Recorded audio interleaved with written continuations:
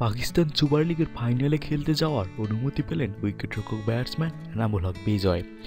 আজ শুক্রবার সন্ধ্যায় বাংলাদেশ ক্রিকেট বোর্ড লাহোরে অনুষ্ঠিত পিএসএল এর ফাইনালের জন্য বিজয়কে ছাড়পত্র দেয়। আগামী 5 মার্চ লাহোরের গাদ্দাফি স্টেডিয়ামে অনুষ্ঠিত হবে পিএসএল এর দ্বিতীয় আসরের ফাইনাল। অনেক বিদেশি ক্রিকেটার পাকিস্তানে অনুষ্ঠিত ফাইনাল থেকে নিজেকে সরিয়ে নিয়েছেন, তবে কোয়েটা গ্ল্যাডিয়েটর্স এনামুলকে ফাইনালের জন্য অন্তর্ভুক্ত করলে তিনি বিসিবির কাছে আবেদন করেন।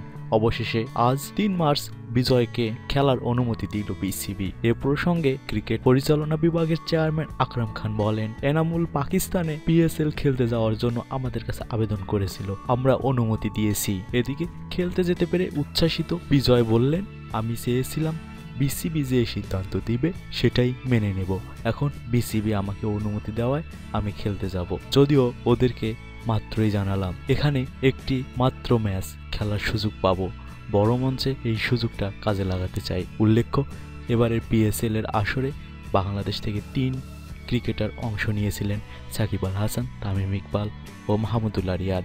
তবে জাতীয় দলের খেলা থাকায় টুর্নামেন্ট থেকে প্রথম পর্ব পর্যন্ত খেলেন এই 3 বাংলাদেশি।